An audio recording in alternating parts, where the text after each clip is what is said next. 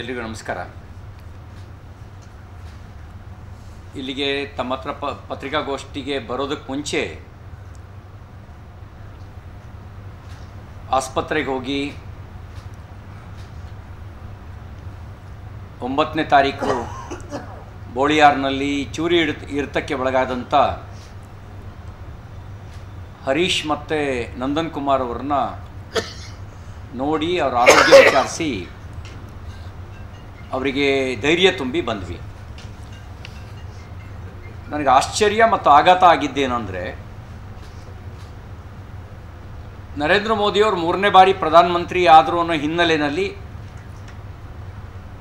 ವಿಜಯೋತ್ಸವ ಮೆರವಣಿಗೆಯನ್ನು ಮಾಡ್ತಿದ್ದ ಸಂದರ್ಭದಲ್ಲಿ ಭಾರತ್ ಮಾತಾ ಕಿ ಜೈ ಅಂತ ಘೋಷಣೆಗೆ ಹೋಗಿದ್ದಾರೆ. ಅಂದರೆ ವಿಜಯೋತ್ಸವ ಮಾಡೋದು, ಪ್ರಧಾನಮಂತ್ರಿಯ ಅಧಿಕಾರ ಸ್ವೀಕಾರದ ಸಂಭ್ರಮಾಚರಣೆ ಮಾಡೋದು ಮತ್ತು ಭಾರತ್ ಮಾತಾ ಕಿ ಜೈ ಅಂತ ಕೂಗೋದು ಅಪರಾಧವಾ? ಭಾರತ್ ಮಾತಾ ಕಿ ಜೈ ಅಂತ ಕೂಗಿದ್ದ ಕಾರಣಕ್ಕೆ ಮತಾಂಧರು ಥಳಿಸಿ ಚೂರಿಯಿಂದ ಇರಿದಿದ್ದಾರೆ. ಮರುದಿನ 10ನೇ ತಾರೀಕು ಕೆಲವರು ಬಂದು ಕಂಪ್ಲೇಂಟ್ ಕೊಡ್ತಾರೆ. ಆ ಕಂಪ್ಲೇಂಟ್ನಲ್ಲಿ ಪಾಕಿಸ್ತಾನದ ಕುನ್ನಿಗಳೇ ಅಂಥೇಳಿ ಘೋಷಣೆ ಕೂಗಿದ್ರು ಅಂತ ಹೇಳ್ತಾರೆ. ನಾನೀಗ ಗಾಯಾಳುಗಳ ಜೊತೆ ಮಾತಾಡಿದಾಗ ಅವ್ರು ಹೇಳಿದ ಮಾತು, ನಾವು ಕೇವಲ ಭಾರತ್ ಮಾತಾ ಕಿ ಜೈ ಅಂತ ಘೋಷಣೆ ಕೂಗ್ತಾ ಹೋಗ್ತಾ ಇದ್ವಿ. ಅವರೇ ನಮ್ಮನ್ನು ರಸ್ತೆ ಬದಿಯಲ್ಲಿ ನಿಂತು ಚಡ್ಡಿಗಳೇ ತೊಲಗಿ ಅಂಥೇಳಿ ನಮ್ಮನ್ನು ಅಟ್ಟಿಸ್ಕೊಂಡು ಬಂದು ಚೂರಿ ಹಾಕಿದರು ಅಂತ ಹೇಳಿದರು. ಮಾನ್ಯ ಪೊಲೀಸ್ ಆಯುಕ್ತರು ಕೂಡ ಅವ್ರ ಪತ್ರಿಕಾಗೋಷ್ಠಿನಲ್ಲಿ ಇಡೀ ಘಟನೆಯನ್ನು ವಿವರಿಸುವ ಸಂದರ್ಭದಲ್ಲಿ ಅವ್ರು ಹೇಳಿದ್ದಾರೆ, ಪಾಕಿಸ್ತಾನದ ಕುನ್ನಿಗಳೇ ಅಂಥೇಳಿ ಕೂಗಿದ್ರು, ಅದಕ್ಕೆ ಅವರು ಪ್ರಚೋದನೆಗೊಳಗಾಗಿ ಚೂರಿ ಹಾಕಿದ್ದಾರೆ ಅಂಥೇಳಿ. ಆ ಕಾರಣಕ್ಕೆ ಕೇಸ್ ಆ್ಯಂಡ್ ಕೌಂಟರ್ ಕೇಸ್ ಎರಡೂ ಬುಕ್ ಮಾಡಿದ್ದೀವಿ ಅಂತ ಅವ್ರು ಹೇಳಿದ್ದಾರೆ. ನಾನು ಹೇಳ್ತೇನೆ, ಪಾಕಿಸ್ತಾನದ ಕುನ್ನಿಗಳೇ ಅಂತ ಕೂಗಿದರೆ ಆ ಪಾಕಿಸ್ತಾನದ ಕುನ್ನಿಗಳು ಪ್ರಚೋದನೆಗೊಳಗಾಗಬೇಕು. ಖಾದರ್ರವರ ಸಾಮ್ರಾಜ್ಯ ಉಳ್ಳಾಲದಲ್ಲಿ ಪಾಕಿಸ್ತಾನದ ಕುನ್ನಿಗಳಿದ್ದಾರೆ ಅನ್ನೋದು ಸಾಬೀತಾಯಿತು. ನಾನು ಅಂದ್ಕೊಂಡಿದ್ದೆ ಖಾದರ್ರವರ ಮಾತುಗಳನ್ನು ನೋಡಿದಾಗ ಇಲ್ಲಿ ಯಾರು ಪಾಕಿಸ್ತಾನದ ಕುನ್ನಿಗಳು ಇಲ್ವೇನೋ ಅಂತ ಹೇಳಿ, ಅಂದರೆ ಖಾದರ್ರವರ ಸಾಮ್ರಾಜ್ಯದ ಮೂಗಿನ ಅಡಿಯಲ್ಲೇ ಪಾಕಿಸ್ತಾನದ ಕುನ್ನಿಗಳು ಅಂತ ಇದ್ದಾರೆ ಅನ್ನೋದು ಸ್ಪಷ್ಟ ಆಯಿತು. ನಾನು ತಕ್ಷಣ ಮಾನ್ಯ ಖಾದರ್ರವರಿಗೆ ಮತ್ತು ಪೊಲೀಸ್ ಆಯುಕ್ತರಿಗೆ ಆ ಕುನ್ನಿಗಳನ್ನು ಪಾಕಿಸ್ತಾನಕ್ಕೆ ಕಳಿಸಿ ಅಂತ ಆಗ್ರಹಿಸ್ತೇನೆ. ಆ ಕುನ್ನಿಗಳು ಭಾರತದೊಳಗೆ ಇರೋಷ್ಟು ದಿನ ಮಂಗಳೂರಿನಲ್ಲಿ ಭಾರತದಲ್ಲಿ ನೆಮ್ಮದಿ ಇರೋಕ್ಕೆ ಸಾಧ್ಯ ಇಲ್ಲ. ಅವು ಯಾವ್ಯಾವ ಪಾಕಿಸ್ತಾನಕ್ಕೆ ಹುಟ್ಟಿರುವ ಕುನ್ನಿಗಳಿದ್ದಾವೆ ಆ ಎಲ್ಲ ಕುನ್ನಿಗಳನ್ನು ಗುರುತಿಸಿ ಅವ್ರನ್ನ ಪಾಕಿಸ್ತಾನಕ್ಕೆ ಗಡೀಪಾರು ಮಾಡಬೇಕು ಅಂತ ಆಗ್ರಹಿಸ್ತೇನೆ. ಒಬ್ಬ ಪೊಲೀಸ್ ಆಯುಕ್ತರು ಮಾಡಬೇಕಾದ ಪ್ರಥಮ ಕರ್ತವ್ಯ ಪಾಕಿಸ್ತಾನದ ಕುನ್ನಿಗಳನ್ನು ಗುರುತಿಸಿ ಜೈಲಿಗಟ್ಟೋದು, ಅವ್ರನ್ನ ಗಡೀಪಾರು ಮಾಡೋದಕ್ಕೆ ಬೇಕಾದಂಥ ಕ್ರಮ ಕೈಗೊಳ್ಳೋದು. ಭಾರತ್ ಮಾತಾ ಕಿ ಜೈ ಅಂತ ಘೋಷಣೆ ಕೂಗಿದವ್ರ ಮೇಲೆ ಕೇಸ್ ಹಾಕೋದು ಅಲ್ಲ. ಮಾನ್ಯ ಖಾದರ್ ಅವರು ಹೊರಗಡೆಯವರ ಯಾರ ಹಸ್ತಕ್ಷೇಪ ಬೇಡ ಅಂತ ಹೇಳಿದಾರಂತೆ. ಒಳ್ಳೆಯದು, ನೀವೇ ಯಾರ್ಯಾರು ನಿಮ್ಮ ಭಾಗದಲ್ಲಿ ಪಾಕಿಸ್ತಾನದ ಕುನ್ನಿಗಳಿದ್ದಾರೆ ಅವ್ರನ್ನ ಐಡೆಂಟಿಫೈ ಮಾಡಿ ಅವ್ರನ್ನ ಪಾಕಿಸ್ತಾನಕ್ಕೆ ಕಳಿಸುವ ಕೆಲಸವನ್ನು ಮಾಡಿ. ಭಾರತ್ ಮಾತೆಯ ಮಕ್ಕಳಿಗೆ ಪಾಕಿಸ್ತಾನ ಕುನ್ನಿಗಳೇ ಅಂತಂದರೆ ಯಾರಿಗೂ ಬೇಸರ ಆಗಲ್ಲ, ಪ್ರಚೋದನೆಗೂ ಒಳಗಾಗಲ್ಲ. ಪಾಕಿಸ್ತಾನಕ್ಕೆ ಹುಟ್ಟಿದವ್ರ ಥರ ಆಡುವವರಿಗೆ ಮಾತ್ರ ಪ್ರಚೋದನೆ ಆಗುತ್ತೆ. ಹಾಗಿದ್ರೆ ಇಲ್ಲಿ ಯಾರೋ ಪಾಕಿಸ್ತಾನಕ್ಕೆ ಹುಟ್ಟಿದವ್ರು ಇರ್ಬೋದು.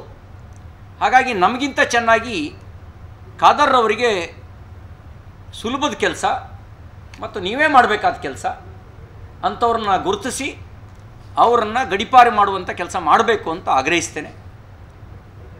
ಈ ಕಾರಣಕ್ಕೆ ಪ್ರಚೋದನೆಗೊಳಗಾಗಿದ್ದಾರೆ ಅಂತ ದೂರು ಕೊಟ್ಟವನ್ನೂ ಮೇಲೂ ಕೇಸ್ ಹಾಕಬೇಕು. ಯಾಕೆಂದರೆ ಪಾಕಿಸ್ತಾನಕ್ಕೆ ಬೈದಾಗ ಇವ್ರಿಗೆ ಪ್ರಚೋದನೆ ಒಳಗಾಗುತ್ತೆ ಅಂದರೆ ನಮಕ್ ಹರಾಮ್ಗಳಿಗೆ ಮಾತ್ರ ಈ ರೀತಿ ಪ್ರಚೋದನೆ ಆಗೋದು. ಆ ನಮಕ್ ಹರಾಮ್ಗಳ ಮೇಲೆ ಕೇಸ್ ಹಾಕುವಂಥ ಕೆಲಸವನ್ನು ಮಾಡಬೇಕು ಅಂತ ಆಗ್ರಹಿಸ್ತೇನೆ. ಮಾನ್ಯ ಅನುಪಮ್ ಅಗ್ರವಾಲ್ರವರೇ, ನೀವು ಭಾರತದ ಕರ್ನಾಟಕದ ಮಂಗಳೂರಿನ ಪೊಲೀಸ್ ಆಯುಕ್ತರು,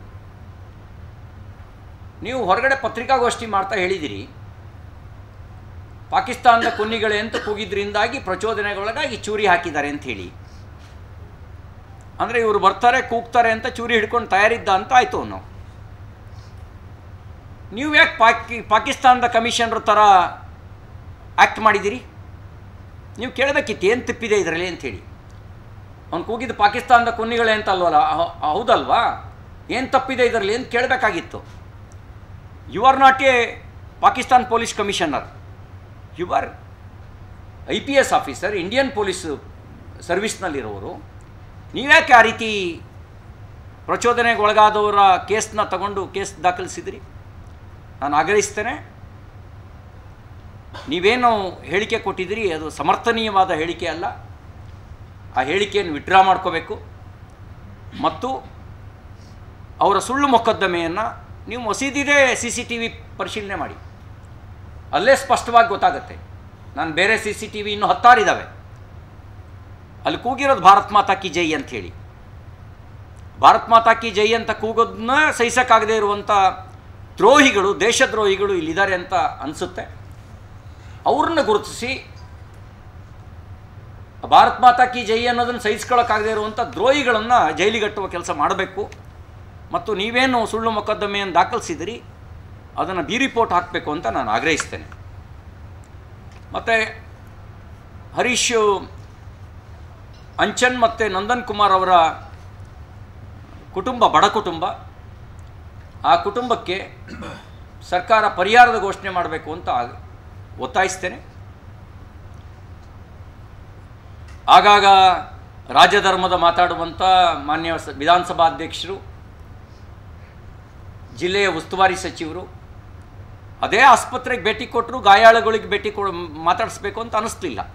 ಯಾಕೆಂದರೆ ಗಾಯಾಳುಗಳನ್ನು ಭೇಟಿ ಮಾಡಿದ್ರೆ ಅವ್ರಿಗೆ ಸಾಂತ್ವನ ಹೇಳಿದ್ರೆ ಇವರ ಜಾತ್ಯತೀತತೆಗೆ ಧಕ್ಕೆ ಬರುತ್ತೆ ಅಂತ ಭಯ ಇರಬೇಕು ಇವರಿಗೆ. ಆ ಭಯದಿಂದಾಗಿ ಎಲ್ಲಿ ನಮ್ಮ ಜಾತ್ಯತೀತತೆಗೆ ಧಕ್ಕೆ ಬರುತ್ತೋ ಅನ್ನೋ ಭಯದಿಂದ ಆಸ್ಪತ್ರೆಗೆ ಬಂದವರು ಗಾಯಾಳುಗಳನ್ನು ಭೇಟಿ ಮಾಡ್ದಲೇ ಹೋಗಿದ್ದಾರೆ. ಬಹುಶಃ ಗಾಯಾಳುಗಳು ಪಾಕಿಸ್ತಾನದ ಕುನ್ನಿಗಳೇ ಆಗಿದ್ದರೆ ಇವರಿಬ್ಬರು ಅಲ್ಲೇ ಬಂದು ನಿಂತು ಬಿಡೋರು. ಗಾಯಾಳುಗಳು ಭಾರತ್ ಮಾತೆಯ ಸುಪುತ್ರರು, ಹಾಗಾಗಿ ಇವರು ಬಂದು ನೋಡಿಯೂ ನೋಡದಂತೆ ಆಸ್ಪತ್ರೆಗೆ ಬಂದರೂ ವಿಚಾರಿಸಿದ್ರೆ ಹೋಗಿದ್ದಾರೆ. ಇದು ಇವರ ಸೆಕ್ಯುಲರ್ ಮಾಡಲ್ ಅನ್ನೋದು ಸ್ಪಷ್ಟ ಆಗುತ್ತೆ. ಕಾಂಗ್ರೆಸ್ ಸರ್ಕಾರ ಬಂದು 13 ತಿಂಗಳು ಕಳೀತು ಕರ್ನಾಟಕದಲ್ಲಿ. ಮಾನ್ಯ ಸಿದ್ದರಾಮಯ್ಯನವರು 2ನೇ ಬಾರಿ ಮುಖ್ಯಮಂತ್ರಿ ಆಗಿದ್ದಾರೆ. ಈ 13 ತಿಂಗಳಲ್ಲಿ ಹತ್ಯೆ ಮತ್ತು ಆತ್ಮಹತ್ಯೆ ಎರಡರಲ್ಲೂ ಈ ಹಿಂದಿನ ಎಲ್ಲ ರೆಕಾರ್ಡನ್ನು ಬ್ರೇಕ್ ಮಾಡಿದ್ದಾರೆ. ಆತ್ಮಹತ್ಯೆಯಲ್ಲೂ ಕರ್ನಾಟಕ ನಂಬರ್ 1, ಹತ್ಯೆಯಲ್ಲೂ ನಂಬರ್ 1. NCRB ಪ್ರಕಾರ, ನ್ಯಾಷನಲ್ ಕ್ರೈಮ್ ರೆಕಾರ್ಡ್ ಬ್ಯೂರೋ ಪ್ರಕಾರ ಕಳೆದ 4 ತಿಂಗಳಲ್ಲಾದಂಥ ಹತ್ಯೆಯೇ 500ರ ಗಡಿ ದಾಟಿದೆ. ಕಳೆದ 4 ತಿಂಗಳಲ್ಲಿ ಕರ್ನಾಟಕದಲ್ಲಾದಂಥ ಹತ್ಯೆ ಅದು 5 ಸೆಂಚುರಿಯನ್ನು ಕ್ರಾಸ್ ಮಾಡಿದೆ. ರೈತರ ಆತ್ಮಹತ್ಯೆ ಅದು 7 ಸೆಂಚುರಿ ಕ್ರಾಸ್ ಮಾಡಿದೆ. 700ಕ್ಕೂ ಹೆಚ್ಚು ರೈತರ ಆತ್ಮಹತ್ಯೆ ಮಾಡ್ಕೊಂಡಿದ್ದಾರೆ. ಇನ್ನು ಕೊಲೆ, ಸುಲಿಗೆ, ಭಯ ಇಲ್ಲದ ಕ್ರಿಮಿನಲ್ಗಳ ನಡವಳಿಕೆ ಇದನ್ನು ನೋಡಿದಾಗ ಕ್ರಿಮಿನಲ್ ಮತ್ತು ಕಮ್ಯುನಲ್ ಎರಡೂ ಚಟುವಟಿಕೆಗಳು ಹೆಚ್ಚಾಗಿದ್ದಾವೆ. ಈ ಸರ್ಕಾರ ಕ್ರಿಮಿನಲ್ಗಳ ಪರವಾಗಿ ಮೆದು ಧೋರಣೆ, ಕಮ್ಯುನಲ್ಗಳ ಪರವಾಗಿ ಸ್ಪಷ್ಟ ನಿಲುವನ್ನು ಹೊಂದಿರೋದು ಈ ನೀತಿಗೆ ಕಾರಣ ಆಗಿದೆ ಅಂತ ನನಗೆ ಅನುಮಾನ. ವಿಧಾನಸಭಾ ಚುನಾವಣೆ ನಂತರ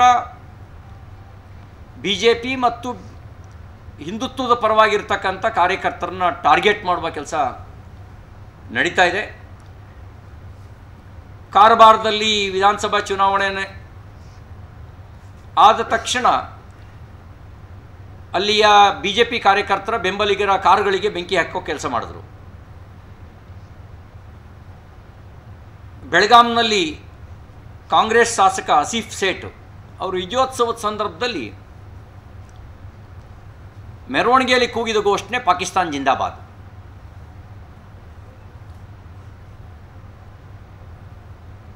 ಇತ್ತೀಚೆಗೆ ವಿಧಾನಸೌಧದಲ್ಲಿ ನಾಸಿರ್ ಹುಸೇನ್ ರಾಜ್ಯಸಭಾ ಸದಸ್ಯನಾದಾಗ ಆ ಸಂದರ್ಭದಲ್ಲಿ ಕೂಗಿದ ಘೋಷಣೆಯು ಪಾಕಿಸ್ತಾನ್ ಜಿಂದಾಬಾದ್ ವಿಧಾನಸೌಧದ ಒಳಗೆ.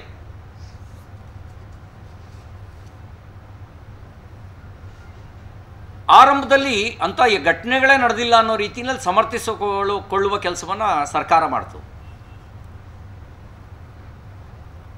ಬೆಳಗಾಂನಲ್ಲಿ ಜೈನ ಮುನಿ ಹತ್ಯೆಯಿಂದ ಮೊದಲುಗೊಂಡು ನೇಹಾ ಹಿರೇಮಠ್ ಹತ್ಯೆಯವರೆಗೆ ಪ್ರತಿದಿನ ಒಂದಲ್ಲ ಒಂದು ಕಾರಣಕ್ಕೆ ಈ ಸರ್ಕಾರದ ಕ್ರಿಮಿನಲ್ ಮಾದರಿ ಸುದ್ದಿ ಆಗ್ತಾ ಇದೆ.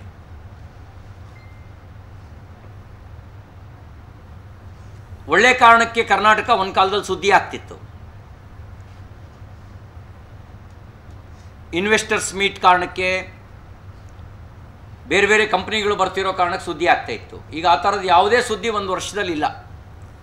ಒಂದು ವರ್ಷದಲ್ಲಿ ಹತ್ಯೆ ಮತ್ತು ಆತ್ಮಹತ್ಯೆಗಳೇ ಸುದ್ದಿಯಾಗಿರೋದು. ಕೋಮು ಚಟುವಟಿಕೆಗಳೇ ಸುದ್ದಿಯಾಗಿರೋದು. ಇದಕ್ಕೆ ಕಾರಣ ಸರ್ಕಾರದ ಕಮ್ಯುನಲ್ ನೀತಿ, ಮತಾಂಧರಿಗೆ ಬೆಂಬಲಿಸ್ತಕ್ಕಂಥ ಸರ್ಕಾರದ ನೀತಿ ಇದಕ್ಕೆ ಕಾರಣ ಆಗಿದೆ. ನೋಡಿ, ಹಿಂದೂ ಕಾರ್ಯಕರ್ತರನ್ನು ಟಾರ್ಗೆಟ್ ಮಾಡಿ ಗಡೀಪಾರು ಆದೇಶ ಕೊಡ್ತಾರೆ, 107 ಕೇಸ್ ಹಾಕ್ತಾರೆ, ಅವ್ರ ಮೇಲೆ ಸುಳ್ಳು ಆರೋಪಗಳನ್ನು ಸೃಷ್ಟಿ ಮಾಡ್ತಾರೆ. ಅದೇ DJ ಹಳ್ಳಿ KJ ಹಳ್ಳಿ ಅಂತ ಗಂಭೀರ ಪ್ರಕರಣದಲ್ಲಿ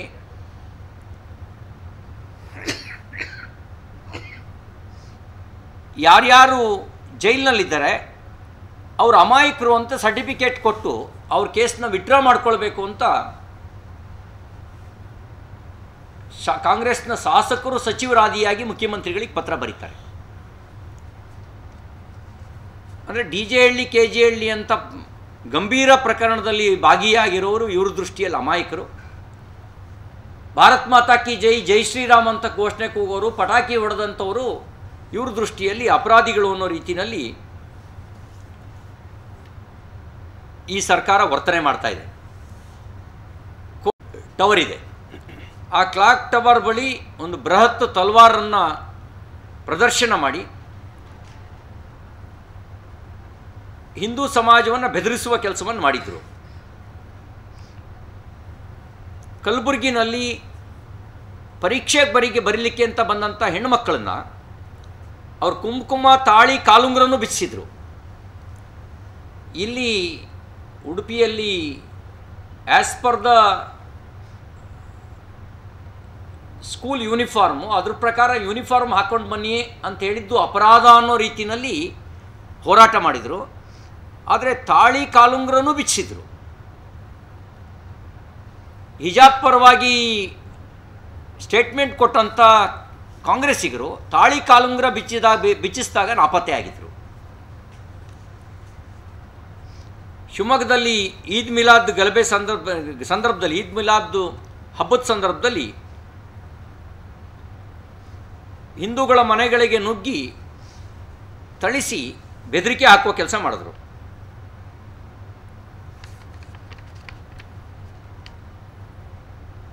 ರಾಮೇಶ್ವರಂ ಕೆಪೆ ಬಾಂಬ್ ಬ್ಲಾಸ್ಟನ್ನು ಆರಂಭದಲ್ಲಿ ಸರ್ಕಾರ ಏನೂ ನಡೆದೇ ಇಲ್ಲ, ಸಿಲಿಂಡರ್ ಬ್ಲಾಸ್ಟ್ ಅಂತ ಮುಚ್ಚಿ ಹಾಕುವಂಥ ಪ್ರಯತ್ನ ಮಾಡಿದ್ರು.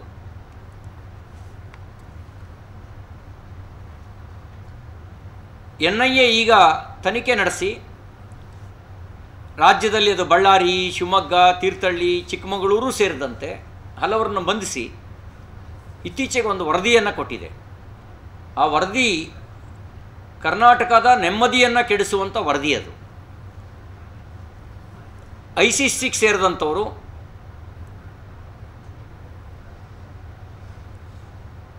ಇತ್ಯಾದಿ ಮುಜಾಹಿದ್ದೀನ್ ಸಂಘಟನೆಗೆ ಸೇರಿದಂಥವರು ರಾಜ್ಯದಲ್ಲಿ ಸಕ್ರಿಯ ಆಗಿದ್ದಾರೆ ಅಂತಕ್ಕಂಥ ವರದಿ ಭಾಳ ಗಂಭೀರವಾಗಿ ತೆಗೆದುಕೊಳ್ಬೇಕಾಗಿರ್ತಕ್ಕಂಥ ವರದಿ.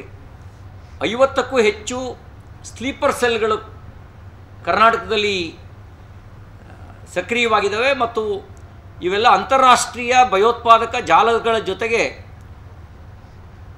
ಲಿಂಕನ್ನು ಹೊಂದಿದ್ದಾವೆ ಅನ್ನೋದು ನಾವು ಗಂಭೀರವಾಗಿ ತೆಗೆದುಕೊಳ್ಬೇಕಾಗಿರ್ತಕ್ಕಂಥ ಸಂಗತಿ. ಮಾನ್ಯ ಸಭಾಧ್ಯಕ್ಷರಾಗಿರ್ತಕ್ಕಂಥ ಖಾದರ್ ಅವರು ಹೊರಗಿನವರು ಅಂತ ಕನ್ಸಿಡರ್ ಮಾಡಬೇಕಾಗಿರೋದು ಈ ಐಸಿಸ್ ಜೊತೆಗೆ ಸಂಬಂಧ ಹೊಂದಿರೋರನ್ನ, ಪಾಕಿಸ್ತಾನದ ಜೊತೆಗೆ ಸಂಬಂಧ ಹೊಂದಿರೋರನ್ನ, ಭಯೋತ್ಪಾದಕರ ಚಟುವಟಿಕೆಗಳಿಗೆ ಬೆಂಬಲ ಕೊಡುವಂಥ ದ್ರೋಹಿಗಳನ್ನು ಹೊರಗೆ ಇಡೋರು ಅಂತ ಕನ್ಸಿಡರ್ ಮಾಡಬೇಕಾಗಿರೋದು, ಭಾರತ್ ಮಾತಾ ಕಿ ಜೈ ಅನ್ನೋರ್ನಲ್ಲ. ದುರ್ದೈವ ಏನೋ ಈ ಸರ್ಕಾರದ ನೀತಿಯೇ ಮತ ಬ್ಯಾಂಕಿಗಾಗಿ ಮತಾಂಧರನ್ನ ಓಲೈಸ್ತಕ್ಕಂಥದ್ದು ಸರ್ಕಾರದ ನೀತಿಯಾಗಿದೆ. ಇವರು ಮತಾಂಧರನ್ನ ಕೇವಲ ಮತ ಬ್ಯಾಂಕಿಗೋಸ್ಕರ ಓಲೈಸುವಂಥ ಕೆಲಸ ಮಾಡ್ತಿದ್ದಾರೆ. ಇದು ಬಹಳ ಅಪಾಯಕಾರಿ. ಈ ಅಪಾಯಕಾರ ನೀತಿ ಮುಂದೊಂದು ದಿನ ದೇಶದ ಭದ್ರತೆಗೆ ಒಂದು ಅಪಾಯವನ್ನು ತಂದೊಡ್ಬೋದು. ಲವ್ ಜಿಹಾದ್ದು ಸನಾತನ ಧರ್ಮ ಮುಗಿಸುವ ಸಂಚನ್ನು ಹೊಂದಿದ್ರೆ, ವೋಟ್ ಜಿಹಾದ್ದು ಭಾರತದ ಸಂವಿಧಾನವನ್ನೇ ಮುಗಿಸುವ ಸಂಚನ್ನು ಹೊಂದಿದೆ. ವೋಟ್ ಜಿಹಾದ್ದು ಭಾರತೀಯತೆಯನ್ನೇ ನಾಶ ಮಾಡುತ್ತೆ. ವೋಟ್ ಜಿಹಾದ್ನ ಬೆಂಬಲಿಸ್ತಕ್ಕಂಥ ಕಾಂಗ್ರೆಸ್ ಮತ್ತಿತರೆ ಪಕ್ಷಗಳ ನೀತಿ ದೇಶದ ಸಂವಿಧಾನವನ್ನು ಉಳಿಸೋದಿಲ್ಲ. ವೋಟ್ ಜಿಹಾದ್ನ ಫಲಾನುಭವಿ ಆಗಿರೋದೇ ಕರ್ನಾಟಕದಲ್ಲಿ ಕಾಂಗ್ರೆಸ್ ಪಾರ್ಟಿ. ಕೇರಳದಲ್ಲಿ ಕಾಂಗ್ರೆಸ್ ಮತ್ತು ಎಡಪಂಥೀಯ ಒಕ್ಕೂಟ. ಈ ಜಿಹಾದಿ ಮಾನಸಿಕತೆಗೆ ಕುಮ್ಮಕ್ಕು ಕೊಟ್ಟ ಪರಿಣಾಮ ದೇಶ ವಿಭಜನೆ ಆಯಿತು. ವಿಭಜನೆ ನಂತರ ಜಿಹಾದಿ ಮಾನಸಿಕತೆ, ಅದರ ಪರಿಣಾಮವಾಗಿ ಭಯೋತ್ಪಾದನೆ, ಲವ್ ಜಿಹಾದ್ನಂಥ ಪ್ರಕರಣಗಳು ಬರ್ತಾ ಇದ್ದಾವೆ. ನಾನು ಆಗ್ರಹಿಸ್ತೇನೆ ಮಾನ್ಯ ಗೃಹ ಸಚಿವರಿಗೆ, ನಿಮ್ಮ ಸರ್ಕಾರ ರಸ್ತೆ ಮಧ್ಯದಲ್ಲಿ ನಮಾಜ್ ಮಾಡಿದಂಥ ವ್ಯಕ್ತಿಗಳ ಮೇಲಿನ ಕೇಸನ್ನು ವಿಡ್ರಾ ಮಾಡಿಕೊಳ್ತು. ನೀವೇನು ಮೆಸೇಜ್ ಕೊಟ್ರಿ ಪೊಲೀಸರಿಗೆ? ಅದನ್ನು ಪ್ರಶ್ನಿಸಿದಂಥ ಶರಣ್ ಪಂಪ್ವಲ್ ಮೇಲೆ ಕೇಸ್ ಹಾಕಿದ್ದಾರೆ. ನಮಾಜ್ ಮಾಡಿದ ಒಂದು ಅಪರಾಧ ಅಲ್ಲ, ನಮಾಜ್ ಪ್ರಶ್ನಿಸಿದ ಒಂದು ಅಪರಾಧ. ರಸ್ತೆ ಮಧ್ಯದಲ್ಲಿ ನಮಾಜ್ ಮಾಡಿದವ್ರನ್ನ ಮೇಲೆ ಸೋಮೋಟ ಕೇಸ್ ಹಾಕಿದವನು ಇನ್ಸ್ಪೆಕ್ಟರ್ದ ಅಪರಾಧ.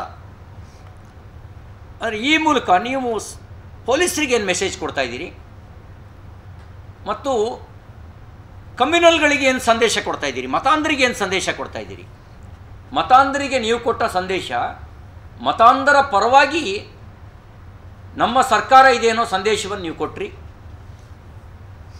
ಪೊಲೀಸರಿಗೆ ಕೊಟ್ರಿ ಬಾರಕೂನ್ ಮಾಫ್, ಅವ್ರು ಏನು ಮಾಡಿದ್ರೂ ನೀವು ಸುಮ್ಮನೆ ಇರಬೇಕು ಅನ್ನೋ ಸಂದೇಶವನ್ನು ಕೊಟ್ಟಿದ್ದೀರಿ.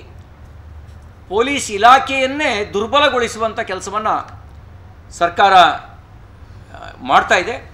ಈ ಸರ್ಕಾರದ ನೀತಿ ಭಾರತದ ಭದ್ರತೆಗೆ ಮತ್ತು ಭಾರತೀಯತೆಗೇ ಅಪಾಯಕಾರಿ ಅಂತಕ್ಕಂಥ ಮಾತನ್ನು ಈ ಸಂದರ್ಭದಲ್ಲಿ ಹೇಳಲಿಕ್ಕೆ ಬಯಸ್ತೇನೆ.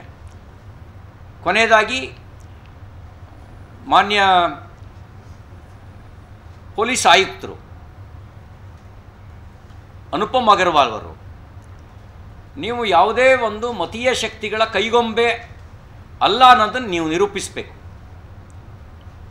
ರಾಜಕೀಯ ಪಕ್ಷದ ಕೈಗೊಂಬೆಯೂ ಅಲ್ಲ, ಮತೀಯ ಶಕ್ತಿಗಳ ಕೈಗೊಂಬೆಯೂ ಅಲ್ಲ ಅನ್ನೋದನ್ನು ನಿರೂಪಿಸಿ ಸತ್ಯಾಸತ್ಯತೆಯ ಪರಿಶೀಲನೆಯನ್ನು ನಿಮ್ಮದೇ CCTV ಫುಟೇಜ್ಗಳ ಮೂಲಕ ಮಾಡಿ. ಯಾರು ಪ್ರಚೋದನೆ ಕೊಟ್ಟರು, ಯಾರು ಗಲಭೆ ಎಬ್ಬಿಸಿದ್ರು, ಯಾರು ಚೂರಿ ತಗೊಂಡು ಬಂದಿದ್ರು ಅನ್ನೋದು ಸ್ಪಷ್ಟ ಆಗುತ್ತೆ. ಅವ್ರನ್ನ ಎಡೆಮುರಿ ಕಟ್ಟುವ ಕೆಲಸವನ್ನು ಮಾಡಬೇಕು ಅಂತ ನಾನು ಆಗ್ರಹಿಸ್ತೇನೆ. ಸರ್ಕಾರ ಮತಾಂಧರಿಗೆ ಕುಮ್ಮಕ್ಕು ಕೊಡೋದನ್ನು ನಿಲ್ಲಿಸಿ ಕಾನೂನು ಸುವ್ಯವಸ್ಥೆಗೆ ಆದ್ಯತೆ ಕೊಡಿ. ಇಲ್ಲದೇ ಇದ್ದರೆ ಈ ಕಮ್ಯುನಲ್ಗಳು ಬರೀ BJP ಮಾತ್ರ ಟಾರ್ಗೆಟ್ ಮಾಡ್ತಾರೆ ಅಂತ ಅಂದ್ಕೊಂಬೇಡಿ. BJP ನಂತರ ನಂತರದ ಟಾರ್ಗೆಟೇ ನೀವೇ. ಅದನ್ನು ಗಮನದಲ್ಲಿಟ್ಕೊಂಡು ಎಚ್ಚರ ವಹಿಸಿ ಅಂತಕ್ಕಂಥ ಮಾತನ್ನು ಹೇಳ್ತೇನೆ. ಈ ಹರೀಶ್ ಅವರ ಕುಟುಂಬಕ್ಕೆ, ನಂದನ್ ಅವ್ರ ಕುಟುಂಬಕ್ಕೆ ತಕ್ಷಣ ಪರಿಹಾರ ಘೋಷಣೆ ಮಾಡಬೇಕು ಅಂತ ನಾನು ಆಗ್ರಹಿಸ್ತೇನೆ. ಪೊಲೀಸ್ ಅವರನ್ನು ನೀವು ಪಾಕಿಸ್ತಾನದ ಕಮಿಷನರ್ ಅಂತ ಕೇಳಿದ್ರಿ. ಈಗ ಅವರು ಮುಸ್ಲಿಮರ ಪರವಾಗಿದ್ದಾರಾ ಈ ಪ್ರಕರಣಗಳಲ್ಲಿ ಅಥವಾ ಸರ್ಕಾರದ ಪರವಾಗಿದ್ದಾರೆ? ಅಲ್ಲ, ಅವರು ಕೊಟ್ಟ ಹೇಳಿಕೆ ಪಾಕಿಸ್ತಾನದ ಕುನ್ನಿಗಳೇ ಅಂತ ಘೋಷಣೆ ಕೂಗಿದ್ದು ಪ್ರಚೋದನೆಗೆ ಕಾರಣ ಆಯಿತು ಅಂತ ಹೇಳಿಕೆ ಕೊಟ್ಟಿದ್ದಾರೆ ಅವರು. ನಾನು ಹೇಳ್ತೀನಿ, ನಿಮ್ಮ ಮೂಲಕ 1000 ಬಾರಿ ಹೇಳ್ತೀನಿ, ಅದೇ ಸರ್ಕಲ್ ನಿಂತ್ಕೊಳ್ತೀನಿ, ಪಾಕಿಸ್ತಾನದ ಕುನ್ನಿಗಳೇ ದೇಶ ಬಿಟ್ಟು ತೊಲಗಿ ಅಂತೀನಿ. ಯಾರ ಕುನ್ನಿಗಳಿದ್ದವ್ರಿಗೆ ಮಾತ್ರ ಅದು ಟಚ್ ಆಗಬೇಕು. He is not a Pakistan police commissioner, he is Indian police commissioner. Why he is worry? ಇವ್ರಿಗೆ ಯಾಕೆ ಚಿಂತೆ ಆಗಬೇಕು? ಹೇಳಬೇಕಿತ್ತು, ಅವ್ರು ಹೇಳಬೇಕಿತ್ತು. ಹೇಳಿರೋದು ಆ ಪಾಕಿಸ್ತಾನದ ಕುನ್ನಿಗಳಿಗೆ ನೀನ್ಯಾಕಪ್ಪ ಬೇಜಾರು ಮಾಡ್ಕತ್ತೀಯ ಅಂತ ಹೇಳಬೇಕಿತ್ತು. ಎಲ್ಲಿದ್ದಾರೆ? ಎಲ್ಲಿ ಹೇಳಿದ್ದಾರೆ? ಅಲ್ಲೇ ಹೇಳಿದ್ದೇನೆ ಅಂದರೆ ಅಂದರೆ ಅಂದರೆ ನಾನು ಭಾವಿಸಿಲ್ಲ ಎಲ್ಲ ಮುಸಲ್ಮಾನರು ಪಾಕಿಸ್ತಾನ ಕುನ್ನಿಗಳು ಅಂಥೇಳಿ. ಕೆಲವರು ಪಾಕಿಸ್ತಾನದ ರೀತಿಗೆ ಹುಟ್ಟಿದವ್ರ ಥರನೇ ಆಡೋರು ಇದ್ದಾರೆ, ನಾನು ಭಾವಿಸಿಲ್ಲ. ಇವ್ರು ಯಾಕೆ ಹಾಗೆ ಭಾವಿಸಬೇಕು? ಇಲ್ಲಿರೋ ಮುಸಲ್ಮಾನರು ಅಪಮಾನ ಮಾಡ್ತಿದ್ದಾರೆ. ಇವರು ಇಲ್ಲಿರೋ ಮುಸಲ್ಮಾನರನ್ನ ಹಾಗೆ ಭಾವಿಸೋದ್ರ ಮೂಲಕ ಅಪಮಾನ ಮಾಡ್ತಿದ್ದಾರೆ. ಎಲ್ಲ ಮುಸಲ್ಮಾನರು ಪಾಕಿಸ್ತಾನದ ಕುನ್ನಿಗಳಲ್ಲ, ಕೆಲವರು ಕುನ್ನಿಗಳ ಥರ ಆಡ್ತಾರೆ. ಆ ಕುನ್ನಿಗಳನ್ನು ಗುರುತಿಸುವ ಕೆಲಸ ಆಗಬೇಕು. ದೇಶಭಕ್ತ ಮುಸಲ್ಮಾನರನ್ನು ಅಪಮಾನ ಮಾಡುವ ಕೆಲಸವನ್ನು ಪೊಲೀಸ್ ಕಮಿಷನರು ಈ ಮೂಲಕ ಮಾಡಿದ್ದಾರೆ. ಮತ್ತು ಯಾರು ದೂರು ಕೊಟ್ಟಿದ್ದಾನಲ್ಲ, ಆ ದೂರು ಕೊಟ್ಟವನು ಕೇಳಬೇಕಿತ್ತು, ನೀನು ಕುನ್ನೀನಾ ಅಂತ, ಪಾಕಿಸ್ತಾನ ಕುನ್ನೀನಾ ಅಂತ. ಕುನ್ನಿ ಅಲ್ಲ ಅಂದರೆ ವಯ್ಯುವರಿ ಅಂತ ಕೇಳಬೇಕಿತ್ತು. ನಿನಗೆ ಯಾಕೆ ಏನು ಬೇಕಿತ್ತು? ಆ ಕೆಲಸ ಮಾಡೋದ್ರ ಬದಲಿಗೆ ಕೇಸ್ ದಾಖಲಿಸ್ತಾರೆ ಅಂತ ಹೇಳಿದ್ರೆ ಇವ್ರ ಮಾನಸಿಕತೆ ಏನು ಅನ್ನೋದು ಸ್ಪಷ್ಟ ಆಗುತ್ತೆ. ನಾನು ನಿಮ್ಮ ಮೂಲಕನೇ ಹೇಳಿದ್ದೀನಿ, ದಾಖಲಿಸ್ಲಿ ಕೇಸ್ನ. ಪಾಕಿಸ್ತಾನದ ಕುನ್ನಿಗಳೇ ದೇಶ ಬಿಟ್ಟು ತೊಲಗಿ. ಅದು ಆ ಪಾಕಿಸ್ತಾನದ ಕುನ್ನಿಗಳಿಗೆ ಮಾತ್ರ ಆಗುತ್ತೆ. ದೇಶಭಕ್ತರಿಗೆ ಇದು ಅಪ್ಲೈ ಆಗಲ್ಲ. ಇದು ದೇಶಭಕ್ತರಿಗೆ ಅಪ್ಲೈ ಆಗಲ್ಲ. ಭಾರತ್ ಮಾತಾ ಕಿ ಜೈ ಅನ್ನೋದು ದೇಶಭಕ್ತಿಯ ಒಂದು ಘೋಷಣೆ, ಇದು ಅಪ್ಲೈ ಆಗಲ್ಲ. ನೋಡಿ, ಇವರು ಸ್ಕೂಟಿಯಲ್ಲಿ ಹೋಗ್ತಾ ಇದ್ದಿದ್ದು, ಎಡಬಲಕ್ಕೆ ನಿಂತವರು ಪ್ರಚೋದನೆ ಮಾಡಿದವರು. ಎಡಬಲಕ್ಕೆ ನಿಂತವರು ಯಾರು? ಮಸೀದಿ ಎಡಬಲಕ್ಕೆ ಅಂತ ಇವ್ರು CCTV ಫುಟೇಜ್ ನೋಡಲಿ. ಇಲ್ಲಾಂದರೆ ಪೊಲೀಸ್ ಇಲಾಖೆಗೆ ಒಂದು ಟ್ರೈನಿಂಗ್ ಕೊಟ್ಟಿರ್ತಾರೆ, ಆ ಟ್ರೈನಿಂಗ್ ಇವ್ರಿಗೆ ಆಗಿದೆಯೋ ಇಲ್ಲವೋ ಅಂತ ಸಂಶಯ ಬರುತ್ತೆ. ಪ್ರೈಮಾ ಫೇಸಿ ತಿಳ್ಕೊಳ್ಳುವಂಥ ಒಂದು ಟ್ರೈನಿಂಗ್ ಇರುತ್ತೆ, ಆ ಟ್ರೈನಿಂಗ್ ಇವ್ರಿಗೆ ಆಗಿದೆಯೋ ಇಲ್ಲವೋ ಅನ್ನೋ ಸಂಶಯ ಬರುತ್ತೆ.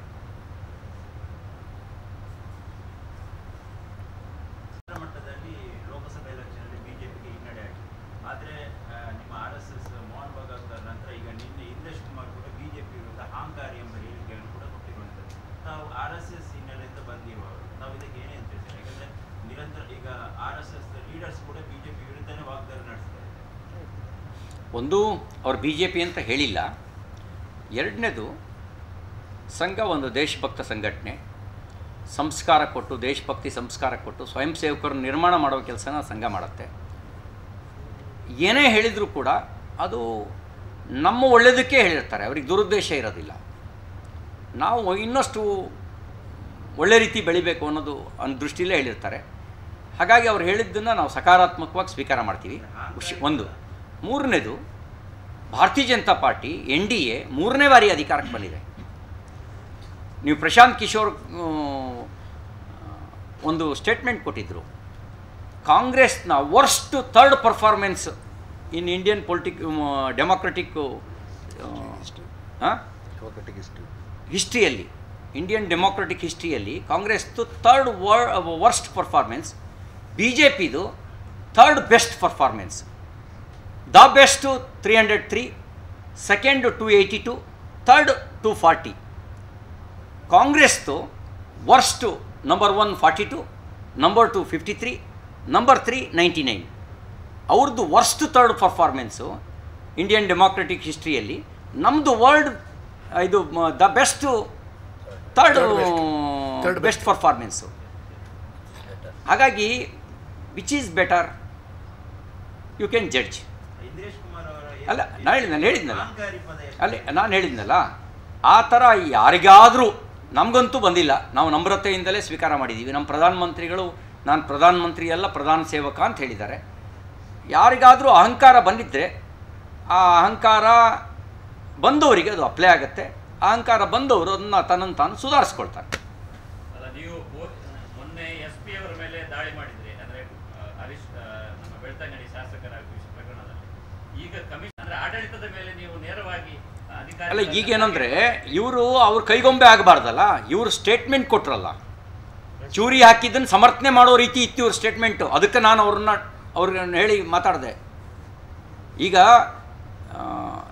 ಇಡೀ CCTV ಫೂಟೇಜ್ನಲ್ಲಿ ಮತ್ತು ನಾನು ಪ್ರತ್ಯಕ್ಷದರ್ಶಿಗಳ ಹತ್ರ ಕೇಳಿದಾಗ ಅವ್ರು ಹೇಳಿದ್ದು, ನಾವು ಭಾರತ್ ಮಾತಾ ಕಿ ಜೈ ಅಂತ ಅಷ್ಟೇ ಘೋಷಣೆಗೆ ಹೋಗಿದ್ದು, ಬೇರೆ ಏನೂ ಘೋಷಣೆಗೆ ಹೋಗಿಲ್ಲ ಅಂತ ಹೇಳಿದರು. ಭಾರತ್ ಮಾತಾ ಕಿ ಜೈ ಅಂತ ಘೋಷಣೆಗೆ ಹೋಗೋದು ಅಪರಾಧ ಅಲ್ಲ. ಒಂದು ವೇಳೆ ಆಯುಕ್ತರೇ ಹೇಳಿದಂತೆ ಯಾರೋ ದೂರುದಾರರು ದೂರು ಕೊಟ್ಟರಂತೆ ಪಾಕಿಸ್ತಾನದ ಕೊನ್ನಿಗಳು ಎಂದು ಕೂಗಿದ್ರು ಅಂತಲೇ ಅಂದ್ಕೊಳ್ಳಿ, ಅಜಂಪ್ಷನ್ ಒಂದು ವೇಳೆ ಕೂಗಿದ್ರೆ ಅಪರಾಧ ಏನು? ಅದು ಪಾಕಿಸ್ತಾನದ ಕೊನ್ನಿಗಳಿಗೆ ಮಾತ್ರ ಅಪ್ಲೈ ಆಗುತ್ತೆ.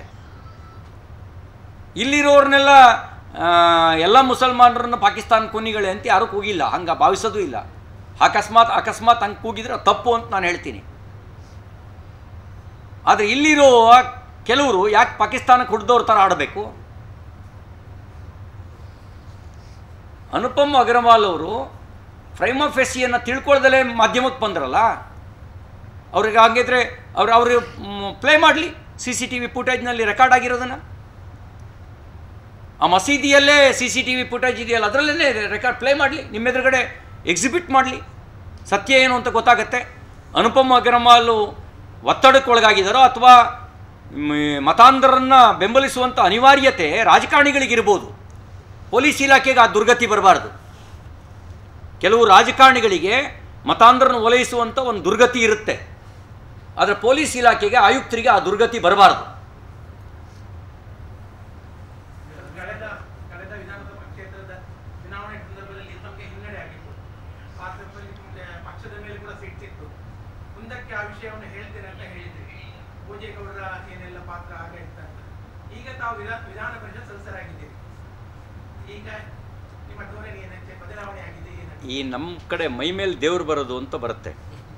ನಾನು ನಿಮ್ಮ ಮೇಲೆ ಮೈ ಮೇಲೆ ಬಂದಿಲ್ಲ, ನನಗೆ ಸಿಟ್ಟಿತ್ತು ಪಕ್ಷದ ಮೇಲೆ ಅಂತ ಯಾರು ಹೇಳಿದವ್ರು ನಿಮಗೆ? ನಾನು ಹೇಳಿಲ್ಲ ಪಕ್ಷದ ಮೇಲೆ. ಅಲ್ಲ, ನಿಮಗೇನಂದರೆ ನಾನು ಪಕ್ಷದ ಮೇಲೆ ಸಿಟ್ಟಿತ್ತು ಅಂತ ಯಾರಿಗೆ ಹೇಳಿದ್ದೀನಿ? ಎಲ್ಲಿ ಹೇಳಿದ್ದೀನಿ? ಇದೆ ಅಂತ ಎಲ್ಲಿ ಹೇಳಿದ್ದೀನಿ? ನೀವೇನಂದರೆ ನಿಮ್ಮ ಪ್ರಶ್ನೆಯಲ್ಲಿ ಪಕ್ಷದ ಮೇಲೆ ಸಿಟ್ಟಿತ್ತು ಅಂತಂದರೆ ನಾನು ಅಂದ್ಬಿಟ್ರೆ ಅದು ಇತ್ತು ಅಂತ ಒಪ್ಕೊಂಡಂಗಾಗತ್ತೆ. ನನ್ನ ಪಕ್ಷದ ಮೇಲೆ ಸಿಟ್ಟಿಲ್ಲ. ಪಕ್ಷ ನನ್ನ ಬೂತ್ ಅಧ್ಯಕ್ಷನಿಂದ ರಾಷ್ಟ್ರೀಯ ಪ್ರಧಾನ ಕಾರ್ಯದರ್ಶಿವರೆಗೂ ಬೆಳೆಸಿದೆ. ಪಕ್ಷದ ಮೇಲೆ ಸಿಟ್ಟು ಬರಲಿಕ್ಕೆ ಸಾಧ್ಯನೇ ಇಲ್ಲ. ಅಲ್ಲ, ಪಕ್ಷದ ಮೇಲೆ ಸಿಟ್ಟು ಬರಲಿಕ್ಕೆ ಸಾಧ್ಯನೇ ಇಲ್ಲ. ಕೆಲವು ಸಂಗತಿಯನ್ನು ಚುನಾವಣೆ ನಂತರ ಹೇಳ್ತೀನಿ. ಇದು ಸಕಾಲ ಅಲ್ಲ ಅಂತ ಹೇಳಿದ್ದೆ, ಹಂಗೆ ಸಕಾಲ ಬಂದಾಗ ಹೇಳ್ತೀನಿ. ಚುನಾವಣೆ ನಂತರ ಈಗಲೇ ಹೇಳ್ತೀನಿ ಅಂತ ಹೇಳಿದ್ನ ಹೇಳ್ತೀನಿ, ಕಾಲ ಬಂದಾಗ ಹೇಳ್ತೀನಿ.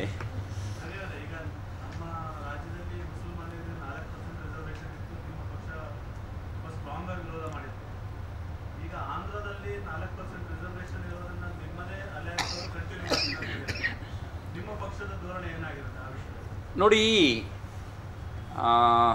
ಮೀಸಲಾತಿಗೆ ಸಂಬಂಧಪಟ್ಟಂತೆ ಸಂವಿಧಾನಿಕ ಸಭೆಯ ಚರ್ಚೆಯಲ್ಲಿ ಡಾಕ್ಟರ್ ಅಂಬೇಡ್ಕರ್ ಅವರು ಭಾಳ ಬಲವಾಗಿ ಮತ ಆಧಾರಿತ ಮೀಸಲಾತಿಯನ್ನು ವಿರೋಧಿಸ್ತಾರೆ. ಅಂಬೇಡ್ಕರ್ ಅವರ ಚಿಂತನೆಗೆ, ಸಂವಿಧಾನದ ಆಶಯಕ್ಕೆ ಮತೀಯ ಮೀಸಲಾತಿ ವಿರುದ್ಧವಾಗಿರೋದು. ಮತೀಯ ಮೀಸಲಾತಿಯನ್ನು ನಾನು ಯಾಕಾಗಿ ವಿರೋಧಿಸ್ತೀನಿ ಅನ್ನೋದನ್ನು ಅವರು ಅವತ್ತಿನ ಸಂವಿಧಾನಿಕ ಸಭೆಯ ಡಿಬೇಟ್ನಲ್ಲಿ ಭಾಳ ಸ್ಪಷ್ಟವಾಗಿ ಹೇಳಿದ್ದಾರೆ. ನಾನು ಉಳಿದೆಲ್ಲ ರಾಜಕೀಯ ಪಕ್ಷಗಳಿಗೆ ನೀವು ಆರ್ಥಿಕ ಮೀಸಲಾತಿ ಕೊಡಿ, ಜಾತಿ ಆಧಾರಿತ ಮೀಸಲಾತಿ ಕೊಡಿ, ಅದಕ್ಕೆ ಕಾರಣಗಳಿದ್ದಾವೆ. ಮತೀಯ ಆಧಾರಿತ ಮೀಸಲಾತಿಗೆ ಸಂವಿಧಾನವೇ ಅವಕಾಶ ಕೊಟ್ಟಿಲ್ಲ, ಅದು ಸಂವಿಧಾನ ಬಾಹಿರ ಆಗುತ್ತೆ. ಹಾಗಾಗಿ ಸಂವಿಧಾನ ಬಾಹಿರವಾಗಿರೋ ವಿಷಯವನ್ನು ನ್ಯಾಯಾಲಯದಲ್ಲೂ ಈಗಾಗಲೇ ನ್ಯಾಯಾಲಯದಲ್ಲಿ ಕೇಸಿದೆ. ನ್ಯಾಯಾಲಯ ಸಂವಿಧಾನ ಬಾಹಿರವಾಗಿರೋ ವಿಷಯಗಳಿಗೆ ಅವಕಾಶ ಕೊಡುತ್ತಾ ಅನ್ನೋದನ್ನು ಕಾದು ನೋಡಬೇಕು. ನ್ಯಾಯಾಲಯದಲ್ಲೂ ಅದನ್ನು ವಿರೋಧಿಸ್ತವೆ. ಮತ್ತು ಮತೀಯ ಆಧಾರದ ಓಲೈಕೆ ದೇಶ ವಿಭಜನೆಗೆ ಕಾರಣ ಆಯಿತು ಅನ್ನೋದು ಸತ್ಯವನ್ನು ಮರಿಬಾರ್ದು. ನೀವು ಆರ್ಥಿಕತೆ ಹಿನ್ನೆಲೆಯಲ್ಲಿ, ಸಾಮಾಜಿಕ ಹಿನ್ನೆಲೆಯಲ್ಲಿ, ಶೈಕ್ಷಣಿಕ ಹಿನ್ನೆಲೆಯಲ್ಲಿ ಮೀಸಲಾತಿ ಕೊಡೋದಕ್ಕೆ ಸಂವಿಧಾನ ಅವಕಾಶ ಕೊಟ್ಟಿದೆ. ಆದರೆ ಮತೀಯ ಆಧಾರದ ಮೀಸಲಾತಿಗೆ ಸಂವಿಧಾನ ಅವಕಾಶ ಕೊಟ್ಟಿಲ್ಲ. ಯಾರೇ ಮತೀಯ ಆಧಾರದ ಮೀಸಲಾತಿ ಕೊಟ್ಟರೂ ಕೂಡ, ಅದನ್ನು ಸಮರ್ಥಿಸಿದರೂ ಕೂಡ ಅವರು ಅದು ಸಂವಿಧಾನದ ಆಶಯಕ್ಕೆ ವಿರುದ್ಧವಾಗಿರೋದು ಅನ್ನೋದನ್ನು ಮರಿಬಾರ್ದು ಅನ್ನುವಂಥ ಮಾತನ್ನು ಈ ಸಂದರ್ಭದಲ್ಲಿ ಹೇಳ್ತೇನೆ. ನಮ್ಮ ಪಾರ್ಟಿ ನಿಲುವು ಸ್ಪಷ್ಟ ಇದೆ. ನಾವು ಮತೀಯ ಆಧಾರದ ಮೀಸಲಾತಿ ಪರ ಇಲ್ಲ. ನಾವು ಆರ್ಥಿಕವಾಗಿ, ಸಾಮಾಜಿಕವಾಗಿ, ಶೈಕ್ಷಣಿಕವಾಗಿ ಹಿಂದುಳಿದಿರೋವರಿಗೆ ಮೀಸಲಾತಿ ಕೊಡೋದ್ರ ಪರವಾಗಿದ್ದೀವಿ.